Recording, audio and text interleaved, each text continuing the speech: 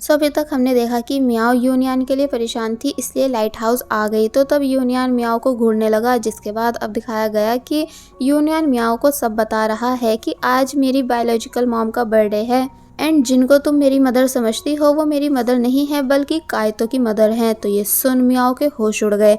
Union आगे बताता है कि मेरी बायोलॉजिकल मॉम की डेथ हो चुकी है, जिनकी डेथ के 1 साल बाद ही मेरे डैड ने काइतो की मॉम से शादी करने को कहा। तो तब काइतो और मैं हम दोनों इस चीज़ के बिल्कुल अगेंस्ट हो गए थे। लेकिन जब मैं एक दिन घर आया एंड मैंने नोटिस किया कि अब डैड अकेले कैसे अपनी ज़िंदगी काट रहे हैं, यानी पूरे दिन बस उदास रहते हैं, इसलिए मैं डैड की काइतो की मॉम से शादी करवाने के लिए एग्री हो गया था। लेकिन जब इस बारे में काइतो को पता चला तो तब वो बहुत ही ज़्यादा गुस्सा हुआ एंड यही वजह है कि आज वो मेरा दोस्त नहीं है, जबकि पहले हम बेस्ट फ्रेंड हुआ करते थे। मुझे और किसी चीज़ का ज़्यादा दुख नहीं बल्कि बस इस चीज़ का है कि मेरे फादर ने इतनी जल्दी मेरी मॉम को भुला कैसे दिया, कि जैसे वो कभी हमारे बीच थी ही नहीं। तो तब मियाओ इस पूरी स्टोरी को सुनकर अपने आंसू रोक नहीं पाती, इसलिए रोना शुरू कर देती है। यूनियन बोला कि भला तुम रो क्यों रही हो, जबकि रोना तो मुझे चाहिए था। तो तब मियाओ नॉन स्टॉप सॉरी करने लगी एंड रिलैक्स होने की कोशिश करती है। तो तब यूनियन उसको देखकर हंसता है, जिसके बाद अब हम देखते हैं कि यूनियन जब घर वापस आया तो तब उसके फादर यानी मिस्टर लिंग बाहर खड़े होकर यूनियन के वापस आने का वेट कर रहे थे, क्योंकि उन्हें अभी तक अफसोस है कि उन्होंने यूनियन को सभी के सामने डांटा था। इसलिए जब यूनियन अपने डैड के सामने आता है तो तब वो कहते हैं कि चलो अंदर चलते हैं, और फिर ये तीनों साथ में बैठकर डिनर करने लगे। मिस रोज यूनियन को समझाती हैं कि तुम्हारे फादर को भी तुम्हारी मॉम का बर्थडे याद था, इसलिए प्लीज़ तुम इन्हें गलत मत समझना। तो तब यूनियन ज़्यादा कुछ खास रिस्पॉन्स नहीं देता, बल्कि अपने डैड से बोला कि मुझे वो सभी ड्राइंग्स चाहिए जो जो मेरी मॉम ने ड्रॉ कर रखी हैं। तो तब मिस्टर लिंग इस बात के लिए मान गए, जिसके बाद अब हमें मॉर्निंग का सीन दिखाया गया कि जब आर्ट क्लास में मियाओ को वाइट पेंट निकालने में प्रॉब्लम हो रही थी। तो तब यूनियन मियाओ की हेल्प कराने लगता है, लेकिन इस चक्कर में उसे ही तोड़ देता है, जो देखकर मियाओ काफ़ी बुरी तरह शॉक रह जाती है, क्योंकि कल उसका आर्ट एग्ज़ाम है। यूनियन नॉन स्टॉप सॉरी करने लगा तो तब वो कहती है इट्स ओके, लेकिन अब क्योंकि यूनियन को काफ़ी ज़्यादा गिल्टी फील हो रहा था, इसलिए वो क्लास के बाद मियाओ के लिए ब्रांड न्यू कलर बाय करने आया, वो भी एक्सपेंसिव वाले। शॉप ऑनर बताते हैं कि जिस ब्रांड के कलर्स तुम्हें चाहिए वो वहाँ रखे हैं, यानी कि तुम वहाँ जाकर देख लो। तो ये सुन यूनियन ने जब जैसी उस साइड देखा तो पता चला कि मियाओ भी यहीं पर है, जो कि उन्हीं कलर्स को देख रही थी लेकिन ले नहीं पाती, क्योंकि वो बहुत ज़्यादा एक्सपेंसिव थे एंड मियाओ की पॉकेट मनी ख़त्म हो चुकी थी। इसलिए यूनियन मियाओ की बातों को सुनकर हंसता है एंड बोला कि मुझे सेम वही कलर्स दे दो जो कि उस लड़की के हाथ में हैं। जिसके बाद अब हमें नेक्स्ट डे का सीन दिखाया गया कि मियाओ कैसे बाईसाइकिल से एग्ज़ाम हॉल के बाहर आई है, जहाँ यूनियन पहले से ही उसका वेट कर रहा था। इसलिए वो यूनियन को देखकर शॉक रह गई कि सीनियर आप यहाँ कैसे। यूनियन बताता है कि मैं तुम्हें एग्ज़ाम के लिए गुड लक करने आया हूँ, और फिर तभी कलर्स गिफ्ट करने लगा। मियाओ बहुत मना करती है उनको लेने से, लेकिन जब यूनियन माना नहीं तो तब मियाओ ने वो कलर्स रख लिए और फिर खुशी खुशी एग्ज़ाम देने चली गई। यूनियन भी अब यहाँ से जाने लगा, लेकिन जब उसने नोटिस किया कि काइतो फिर से कुछ डिलीवर करने जा रहा है तो तब वो उसका पीछा करने लगता है, जिससे उसे पता चला कि काइतो कैसे कैसे पूरे दिन मेहनत करता है। एक्चुअली काइतो ये सब इसलिए कर रहा है ताकि पैसे कलेक्ट करके यूनियन को घर का रेंट दे सके, क्योंकि उसे यूनियन का कोई भी एहसान नहीं चाहिए। लेकिन इस चक्कर में वो अपनी पूरी स्टडी खराब कर रहा है। मतलब पहले काइतो एंड यूनियन सेम क्लास में थे, मगर मिस रोज की मैरिज का सुनकर काइतो ने एग्जाम पर बिल्कुल फोकस नहीं दिया था, जिस वजह से वो पीछे रह गया था एंड यूनियन आगे क्लास में चला गया था। तभी तो काइतो अभी तक मियाओ की क्लास में है। वेल ये सीन यहीं कट हुआ और अब हमें 3 दिन बाद का सीन दिखाया गया, जहां मियाओ खुशी से अपना आर्ट रिजल्ट मिस्टर लिंग को दिखा रही थी, क्योंकि वो अच्छे मार्क्स के साथ पास जो हो चुकी है। तो तब ये देखकर मिस्टर लिंग काफ़ी ज़्यादा खुश हुए एंड मियाओ को वेल डन बोलने लगे। मियाओ भी हैप्पी हो गई, लेकिन उसकी नज़रें यूनियन को ढूंढ रही थी, क्योंकि वो यूनियन को भी इस बारे में बताना चाहती है, लेकिन वो उसे कहीं भी नहीं दिखा। इसलिए घर वापस आकर उसने ये सब बात शिन से शेयर की। शिन बोली कि अगर तुम यूनियन से बात करना चाहती हो तो डायरेक्ट उसे कॉल क्यों नहीं कर लेती। तो तब मियाओ कहने लगी कि नहीं, ऐसा करना ठीक नहीं होगा। जिसके बाद अब हमें दिखाया गया कि जब मियाओ एक दिन बीच पर आई एंड बोली कि पता नहीं सीनियर यूनियन कहाँ गायब है, यानी अब तो वो स्कूल में भी नहीं दिख रहे, कि तभी बाय लक यूनियन यहाँ आ जाता है, जिसको देखकर मियाओ के होश उड़ गए कि सीनियर आप यहाँ कैसे।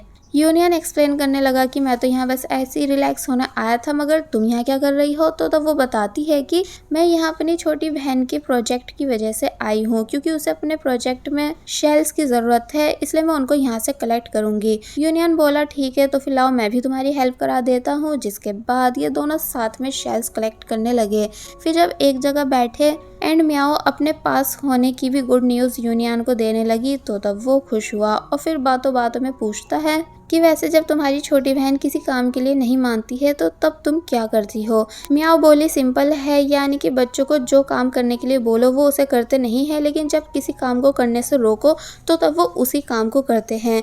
इसलिए मैं बस कुछ इसी तरह अपनी बहन से सभी काम अपने अकॉर्डिंग करा लेती हूँ। तो ये सुन यूनियन कुछ सोचने लगा, क्योंकि वो ये सभी ट्रिक्स काइतो पर यूज़ करने वाला है। म्याओ थ्रेड से शेल नेकलेस बना ही रही थी कि तभी थ्रेड म्याओ के ब्रेस में फंस गई, जिस वजह से उसको बहुत ज़्यादा एम्बैरेसिंग फील होने लगा। लेकिन अब क्योंकि दूसरा ऑप्शन था ही नहीं यूनियन को बताने के अलावा, इसलिए वो यूनियन को इस बारे में बता देती है। तो तब पहले तो यूनियन बहुत ज़ोर ज़ोर से हंसने लगता है एंड बोला भी कि लाओ मैं इसे बाहर निकाल दूँ।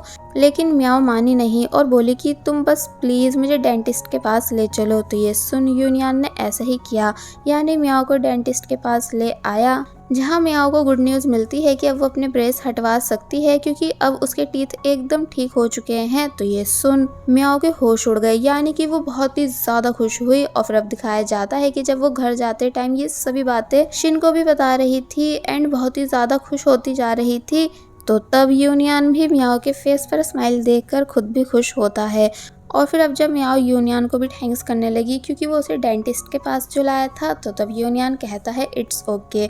जिसके बाद म्याओ ने अपने पास से यूनियन को आइसक्रीम बाय करके दी, तो तब वो काफ़ी ज़्यादा खुश हो गया। जिसके बाद अब हमें यूनियन के घर का सीन दिखाया गया, जहाँ वो जब जैसे ही आया तो तब काइतो यूनियन को अपने रूम का रेंट देकर अपने रूम में चला गया।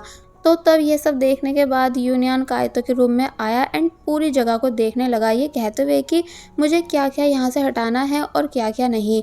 काइतो पूछता है कि मतलब, यानी क्या तुम मेरे इस रूम को चेंज करना चाहते हो। तो तब यूनियन बताता है कि उसने आर्किटेक्चर मेजर चूज़ की है, इसलिए अब उसे ये पूरी जगह अपने काम के लिए खाली चाहिए होगी, इसलिए वो चाहता है कि काइतो जल्द से जल्द ये रूम खाली कर दे। तो तब पहले तो काइतो शॉक रह गया कि भला तुम ये क्या बोल रहे हो, इसलिए तभी गुस्से में जाने भी लगता है।